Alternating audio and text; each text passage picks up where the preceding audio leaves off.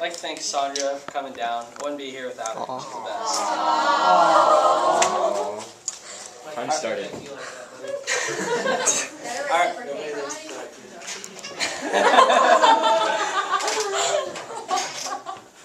Alright. Everybody actually good now? Yeah. Okay.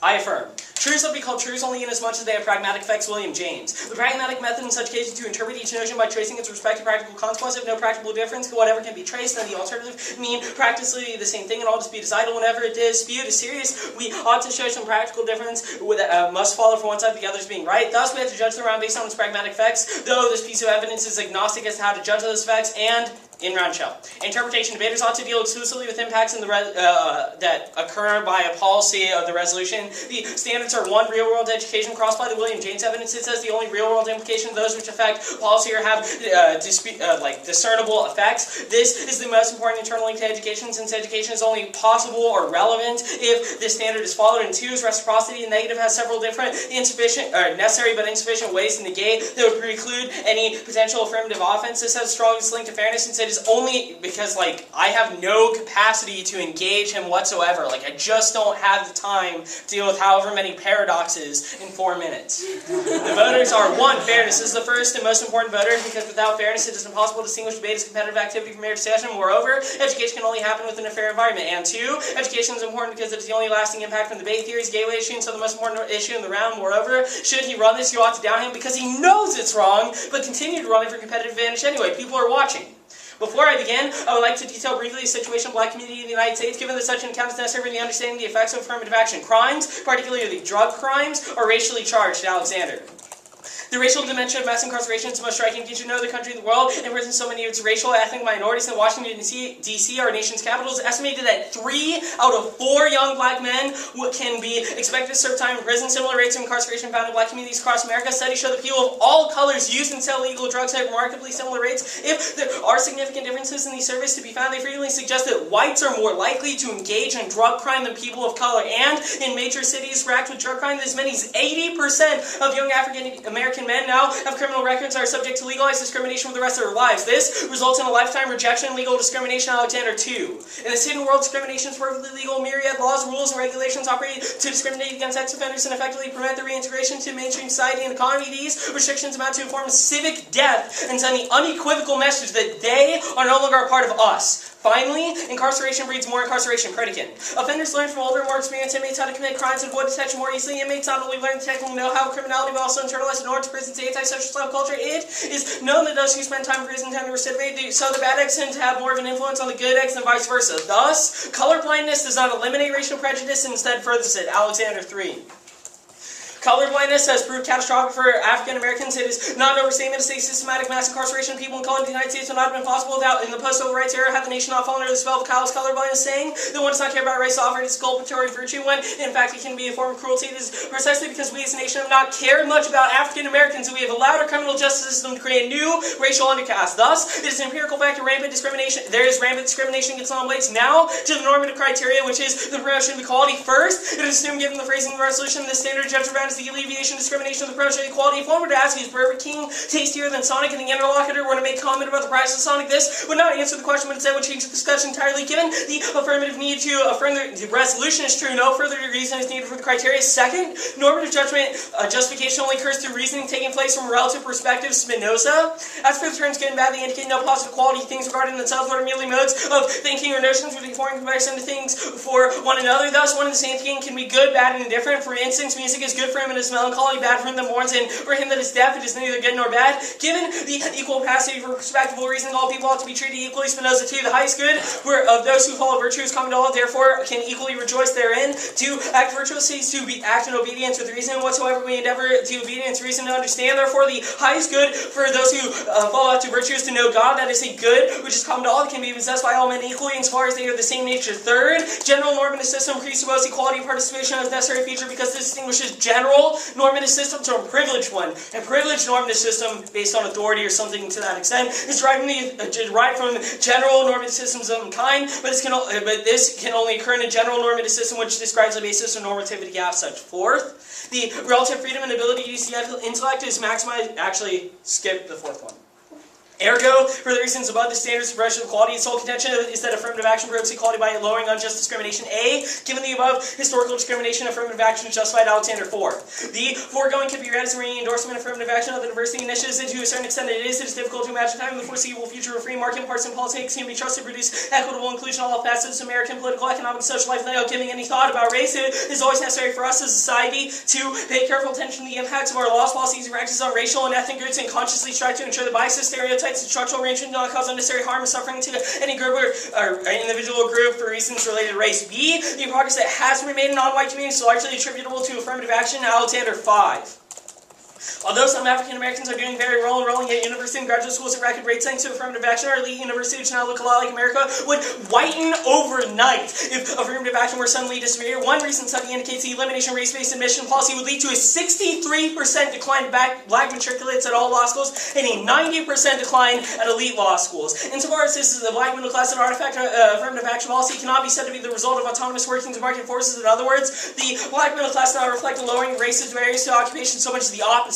Racism is so entrenched that without government intervention, there would be little progress to boast about. And so I affirm. Let's talk about these truth arguments you make at the top of the case.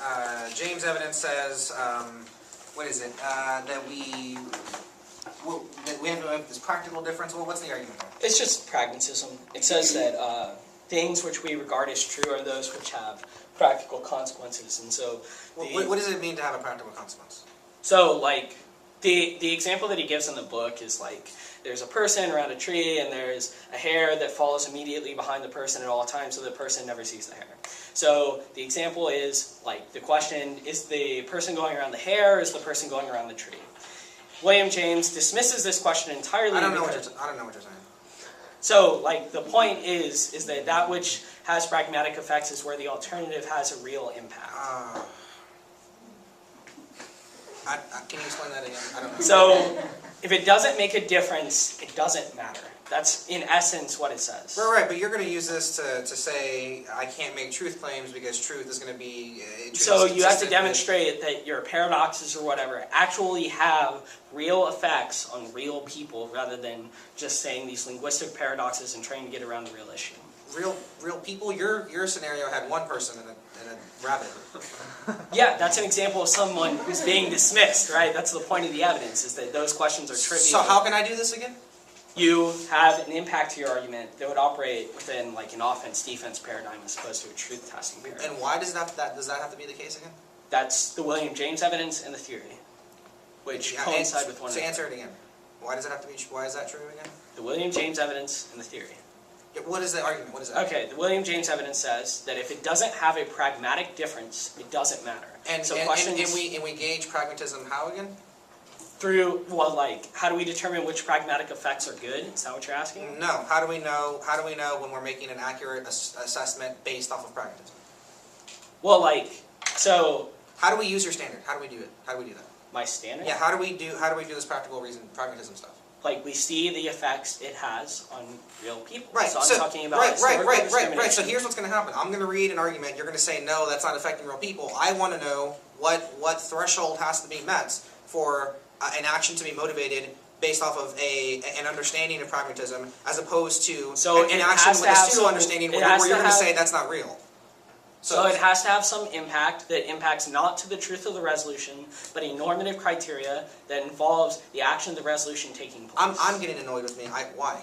Why is that so? Because otherwise it wouldn't make a difference whatsoever. Like, your paradoxes are fun to think about and stuff, but it doesn't actually affect real people. And so how are you able to say that when, regardless of any argument I make, you could levy the claim, yeah, but that doesn't have a real impact? How is what you're doing any more substantive than... You could do an NC that has a standard. I'm gonna get time going.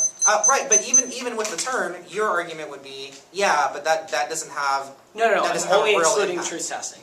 If you make, like, I just had a round with Ryan. He had an NC that dealt with the impacts of affirmative action. I don't use William James. So that's interesting.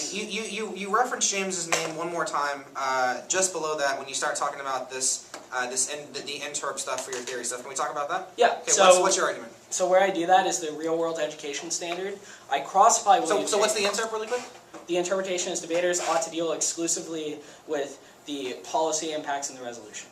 Okay, well, go ahead, go on. So the real world education standard that I crossified the William James evidence. No, to say- here's where I'm confused, because you tell them, you say, I don't have time to do this, I can't respond to these things. I haven't said anything yet. What is this in reference to?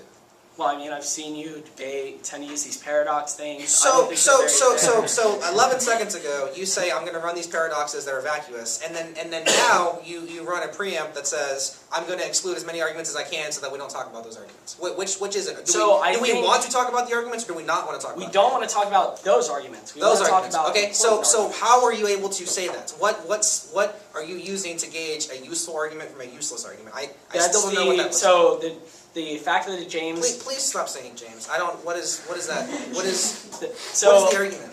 okay, so are you asking how am I engaging? Right, because I've gone on Okay. 3 separate question chains now, and each of them ends with no. So you would the need to prove that voters that's an are actual how we argument. would determine what we allow into the round, and then but also the. So let me ask you this: if I run paradox and I don't respond to this theory stuff, do I lose? Yeah. Or I lose. Yeah. Why do I lose? Because you are damaging fairness in education. People Okay, are watching. let's- We shouldn't be encouraging this kind of debate. That's super interesting. So let's talk about education and fairness. Why are those things important? Okay, so fairness is important, and it's the most important voter, more important than education. Because without I want to make fairness- sure I heard you right. The most important voter. Yeah, fairness. Okay, go ahead. It is impossible to distinguish from debate as competitive activity from mere discussion. In other words, like what gives debate its sort of essence is the fact that it is a competitive activity. So is that argument more important than the? I don't know. Let's pick one of these on here. Is that argument more important than the Pritikin evidence? Yeah. Okay, is that the argument- theory comes first. Is that argument more important than all these Alexander cards? Well, like they operate on two different levels. Right. You know what I mean, right? So, but the theory argument. Just to be clear, your argument Theory is comes first. right. Your argument is Then theory comes first. James operates without theory potentially. And then even though I haven't said anything, your claim is that I've not been educational. No. You haven't violated yet. You cannot read the paradoxes and not violate, and this would be totally useless. Like that's what's happened in all of my F rounds is people have run normal NCs. Why can't I just run the paradox and then beat back this argument? If you win the argument, then you win the argument. You can run it. Yeah, that's true. That's tautology.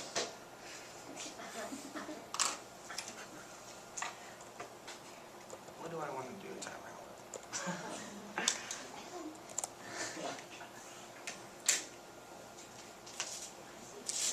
How many of y'all saw my round? Was it round 1? There was 2. Maybe. Round 2? How many saw round 2? A couple of you saw round 2? It's judging. I judged 2.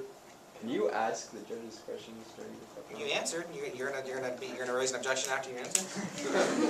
Yes, actually. You didn't judge round 2. With Josh. Me and Josh. You didn't Oh. Whatever. Let's roll. I was thinking about a different round. Oh, I was flight B with Josh. No, that's wrong. You judged me round 1. I think flight B round 1. Flight A round 1. He was flight B round 1.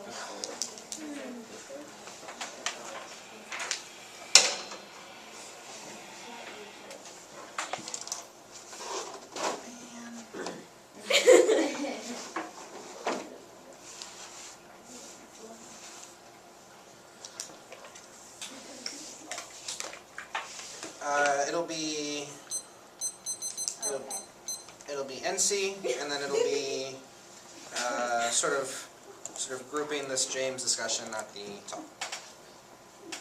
You're not gonna say you love your wife? What was your name? No, the joke I was gonna make was when you were like, "You better do it too." I was gonna be like, "And I also want to thank Cassandra." And then it threw me out. Oh, I'm sorry. Thanks, babe. Thanks for being here. Okay. Am I ready to have some water over here? Is this not water? If it's not, you drink. It is now. Where's that person that's mono? I had more of this semester. Where? I have no idea. I negate affirmative action programs to remedy the effects of discrimination are justified. Man, look at Colin, he's bald. Let's begin by discussing your role in the role of ballot. Your task of choosing a winner, the participant that did the best debate, and this relies on you being objective in the first place, but there's nothing that forces you to do so. We may treat dropped arguments like winning lotto tickets, but they are only as useful as they are persuasive to a certain judge under unique circumstances. One judge may vote for you extending a dropped argument, while another may think there is sufficient defense against the argument, while another voted against you the moment you said drop because that's for CX and this is LD. Don't forget about judge paradigms and personal preferences. Some judges refuse to vote on certain arguments despite their application. Also, sometimes judges make bad decisions. This can be the result of missing something or even being distracted. Thus, because each judge is unique and will accept or interpret arguments differently, there is no reason to prefer or require a conventional standard. Hill explains the importance of building relationships. In reflecting on stretches of our lives and histories, we frequently use valuable concepts drawn more from narrative literature than from accounting. Thus, for example, we think of our lives as having significant beginnings, crises, turning points, dramatic tension, character development, climaxes, resolutions, comic interludes, tragic disruptions, and eventually fitting or unfitting endings. The value of any moment often depends on what came from before and what is anticipated to follow, and because our lives are intertwined with others in a common history, we also care about how our moments cohere with others' life stories. The past is seen as more than a time of accumulated debts and assets, and the future is valued as more than an opportunity for reinvesting and cashing in those assets. This is a very good example of the, he says this comment twice. He says, this is supposed to be educational, we're supposed to be at this cool event spreading education, and to use that education to bank it later on. Y'all aren't going to do that, but what you will do is say, hey, remember that time Josh made that climate joke, made me laugh during that round? You will tell that story to build a relationship. That's why we need to stop approaching it with this this cut and dry numbers approach. Let's see. Where did I stop? So, I propose you use your ballot as an endorsement of something useful and hopefully entertaining to you. Smith, Kemp, and Siegel explain the advantages of laughter. Laughter boosts the immune system and decreases stress hormones, increases immune cells and infection-fighting antibodies, thus improves your resistance to disease. It also triggers the release of endorphins, the body's natural feel-good chemicals. Endorphins promotes an overall sense of well-being and can temporarily relieve pain. It protects the heart, improves the function of blood vessels, increases blood flow, grows hair, just kidding, which can help protect you against a heart attack and other cardiovascular problems. Shared laughter is one of the most effective tools for keeping relationships fresh and exciting. All emotional sharing builds strong and lasting relationships, bonds, but sharing laughter and play also adds joy, vitality, and resilience. And humor is a powerful and effective way to heal resentments, disagreements, and hurts. Laughter unites people during difficult times. Incorporating more humor and play into your daily interactions can improve the quality of your love relationships as well as your connections with coworkers, family members, and friends. When you become the problem and take yourself too seriously, it can be hard to think outside the box and find new solutions. But when you play with the problem, you can often transform it into an opportunity for creative learning. So, contention 1. The Onion confirms Americans want racial equality, cream filling. According to a poll released Tuesday by Princeton University's Institute for Social Research, racial equality and cream filling rank at the top of the U.S. citizens' wish list. The comprehensive 5-year study found that 64% of Americans favor greater racial equality in all sectors of American life, contending that nearly 35 years after signing the Civil Rights Act, blacks still suffer discrimination in many areas. The poll also found that 86% of U.S. citizens desire cream filling and would like to see its presence increase in everyday American life. When asked in what area of American life exists the greatest disparity between blacks and whites, 42% said the workplace, 29% educational opportunities, and 23% said the judicial system. 7% were undecided. Of those who desired cream filling, 61% said they would like to see more cream filling inside and or on top of dessert foods they already regularly consume. 35% said they would like to see cream filling served in a giant bowl as a dessert in and of itself. 4% were undecided. A lot of people are looking around this country and finding that they don't like what they see, said Milton Block, PhD, chair of the Princeton study. They are angry and frustrated that cream filling is absent in all too many snacks today. On the subject of what role government should play in the furthering of racial equality, there was significant disagreements. 52% of those polled said government-supported affirmative action programs are useful in encouraging the employment of qualified minorities. 46%, however, said affirmative action is unconstitutional and encourages a discriminatory quota system of hiring. When asked if given the choice between cream filling made with all natural ingredients, such as whole milk, and farm-fresh eggs, or artificial, chemically synthesized ingredients, taking into account that all natural cream filling will likely contain more fat and calories, which would you choose? 47% chose all natural and 32% chose artificial. 21% were undecided, saying they would choose whichever tasted better. Asked if they would prefer equal education opportunities for people of other races or a fudge-bottom brownie with a thick layer of coconut cream, 38% chose the former and 41% the latter. The remaining 21% said it depended on whether or not the pie was hot. Yes, we have made some progress in this country, but we still have a long way to go, said study participant Samantha Bronson of Rochester, New York. Why? For example, after nearly 4 decades, have we still found a way I ruined the end. Why can't we put more cream in our Twinkies? But we don't even have Twinkies anymore, so y'all don't care about that. Contention 2. Brierly points out that America needs to have a superficial conversation about race. It's our duty to put aside the complexities of cross-cultural communication and focus on the first idea that comes to our mind. Then, after we've wasted 20 minutes discussing whether the term black is offensive, we can repeat the first idea over and over until we have alienated all listeners who did not already agree with us at the beginning. Is that so very hard? I'm not talking about ill-informed citation of unconformed stats on affirmative action programs. I'm talking about patronizing notions of ethnic identity. I'm talking about multisyllabic, intellectually signing terms like victimization and social responsibility and self-actualization. The time has gone. The time has come to start saying foolish things about the OJ trial once again.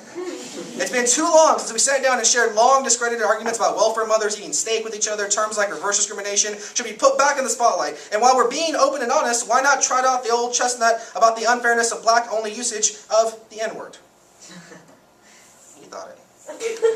I dare one of our presidential candidates to blanket the media with buzzwords like Americanism without ever examining the underlying implications of what they might mean. That would be the day. Liberals and conservatives alike, hear my plea. We can all say incredibly silly things about who does or does not have the right to act, either black or white, or both.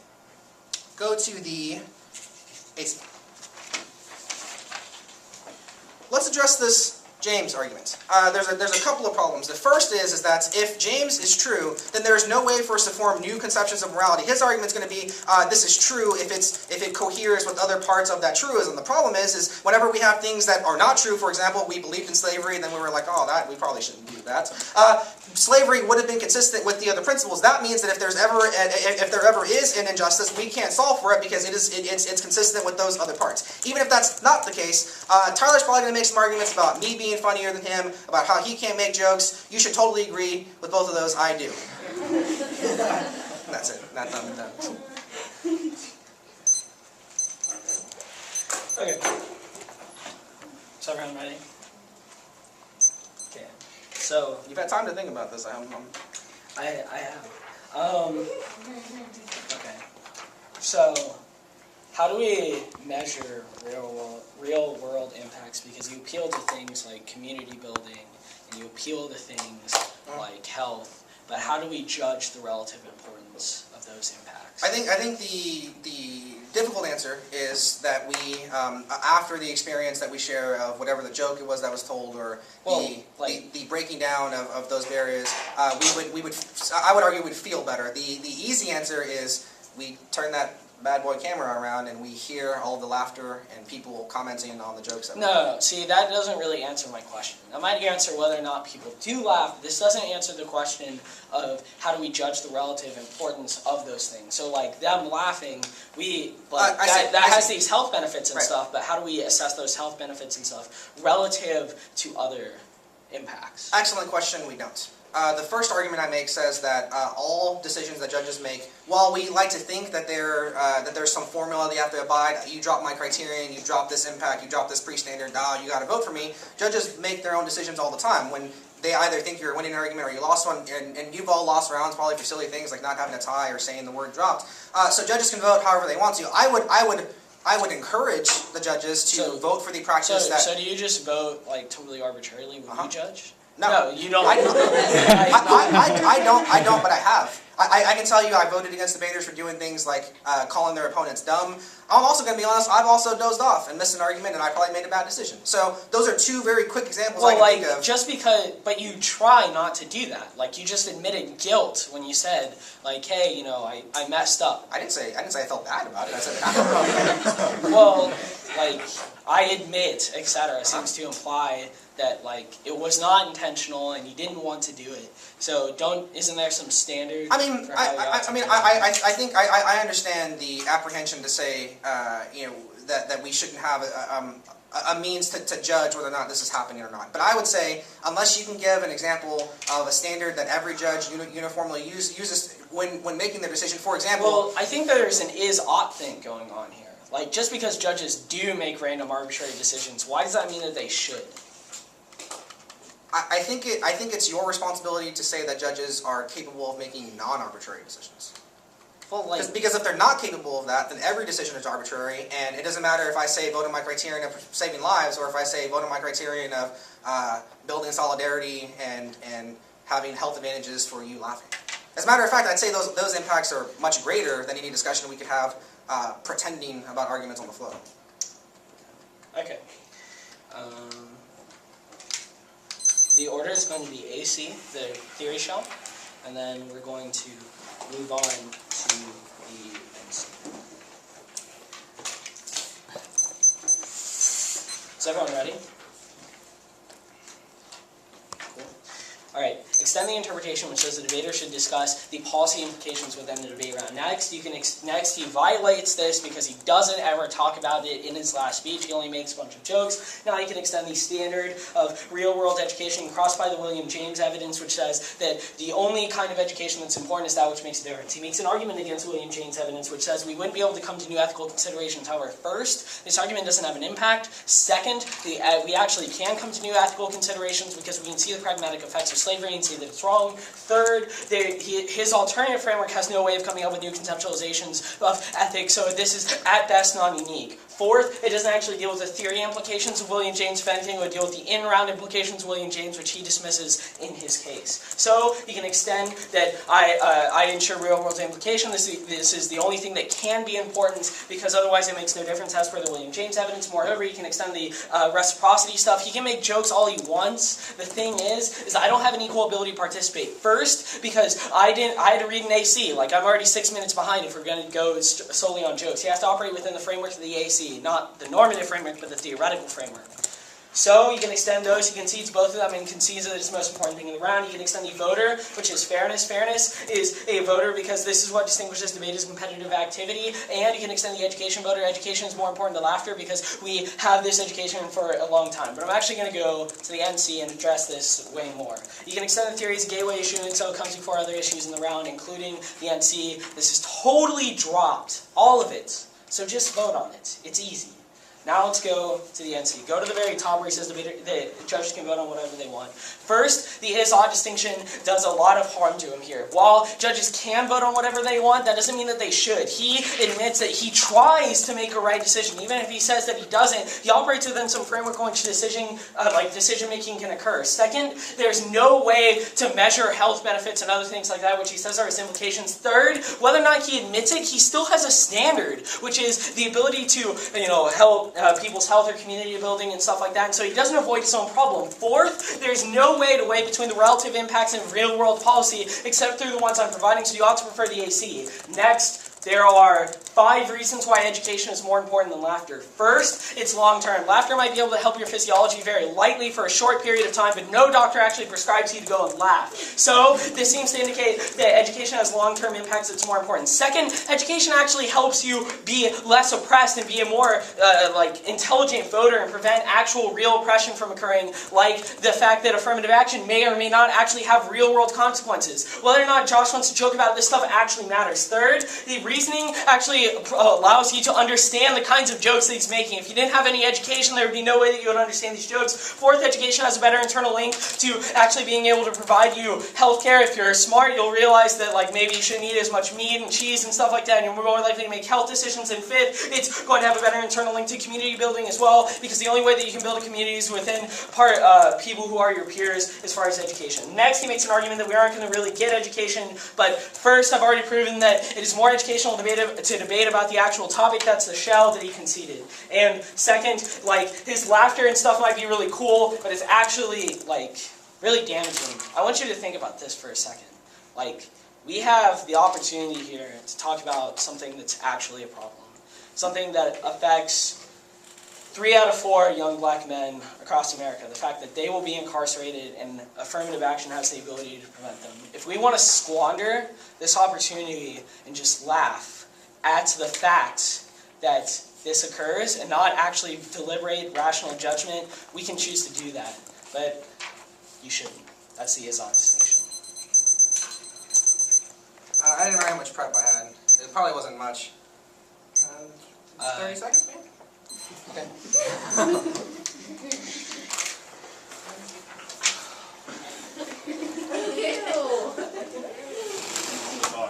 Are you eating the whole pie? Still meat and cheese is bad for you. Tyler just told you.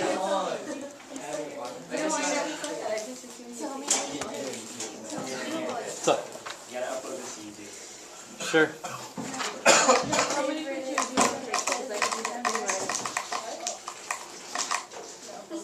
Do that for the whole thing.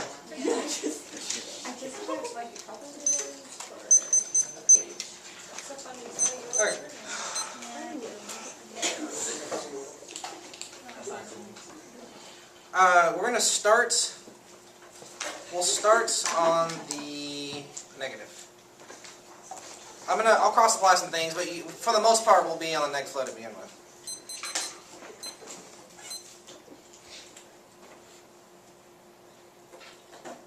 All right? Okay, guys. We have a chance to do something really awesome right here. And that's vote for this really funny case. So, let's begin by discussing your role in the roll of the ballot. Your task of choosing a winner, the participants that did the best debate, and this relies on you being objective in the first place, but there's nothing that forces you to do so. He gives this example and says, look, Josh tries to make a good decision. You're absolutely right. But I have been in 1,000 rounds where I've sat by judges, and let's say I voted for the funnier one, because that's what I do, right? I voted for the funnier debater. The judge next to me voted, let's say I voted after they voted neg, and this debater comes, and for the most part, our flows are identical. Maybe I flowed a turn and I did my little squiggly arrow and they didn't do the little squiggly arrow. If his argument is true, then you are to tell the judge that didn't have the little squiggly arrow that they are wrong, that they made a mistake, that that's the judge's fault and not the debater's fault. I think that is completely backwards. And you've also had rounds where you thought that you were winning something, the judge maybe made a bad decision and you lost, or maybe more rarely, you thought that you lost the round and you're like, oh, I don't feel good. Wait a second, I won! And then you're like, yeah, of course I won. Those happen all the time too. So if he's conceding that judges, it's not the fact that it's an is-ought gap, it's that my argument is every decision is an arbitrary decision. Maybe you have your own sets of standards that you use to have a more legitimate decision, but every single decision is arbitrary. If that's the case, then it doesn't matter, right, when we're making these extensions about this long-term education or discussing this notion of the James evidence, whatever argument it is, that's all reliance on you being forced to sign your ballot, and you don't have to do that. As a matter of fact, I encourage you not to do that. Extend the Hill evidence. Hill explains the importance of building relationships and reflecting on stretches of our lives and histories. We frequently use the value of concepts drawn more from narrative literature than from accounting. You're not going to go home after this tournament and say, wow, I spent 114 minutes watching this round or serving pizza or working the concessions. No, you're going to say, I had a laugh about this, or I talked about this, or I watched the pool rounds, or I had this discussion. Those things are what is memorable to you, not this idea. And here, let me quote you. He says, look, the arguments, his words, he says, look, the arguments I'm making are easy, just vote on it, it's easy, it's dropped. That's what I'm talking about. That's not the kind of round that I want to have. If that's the round that would require, if that's the debate that has to happen for us to have a standard, versus maybe judges make up their own minds a little more and live for the moment, I would much rather lose a couple of times if that means that we have a discussion over real-world discussions that could change your life as opposed to, right, affirmative action, things that for the most part, will never affect your life. So that's why relationships are important. Go to the extend Smith, Kemp, and Siegel to talk about the benefits of laughter. Here's the biggest, where the big extensions are going to come into play. He gives these 5 arguments about why education is important. I'll get to those in a second. Let's extend a couple of critical parts. The first part says laughter boosts the immune system. It decreases stress hormones and increases immune cells and infection-fighting antibodies. Yeah, that sounds complicated. I don't know. You can probably test for that with the needle or something. I don't know. But his argument is, well, we can't test health benefits. Sure, you can, right? Do you feel better or do you feel worse? If you listen to a round where there was a 10-minute critique discussion and that's all we had, would you think you would leave feeling better or worse than leaving a round where some jokes were told and we sort of ragged on each other and you had some things to talk about? I think you know that laughter makes you feel better, even if it's only a physiological belief that you think you're in your head and you think you're feeling better, even if you're not actually feeling better. What you don't get from what you can't get from the arguments he's making is, wow, we need to talk about education for a long time, and you don't feel any sense of relief from hearing the argument, right? That's the difference between these two approaches.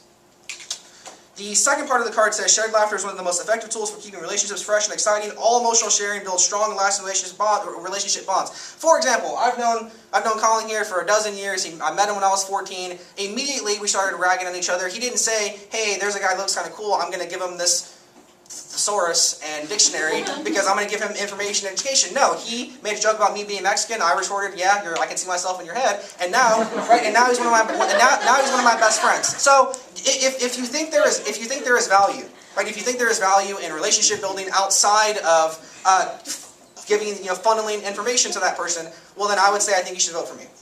If you think that debate is better approached in a manner where we have strict standards that, also really quick, he says he can't have time to go to respond to these things. What does he say? He says he needs to understand it. The problem, he wrote the preempt, he wrote the theory preempt before we had the round. He was goading me and saying, don't run paradoxes because you're going to lose. Don't let him make noble claims about what debate is and it's not supposed to be, and then in the same breath say, or extend an argument that says, oh, that now excludes all the arguments and analysis you're making. Again, don't let him play the game and then tell you that he's not playing the game because that's exactly what's happening. So back on the NC, or back on his case.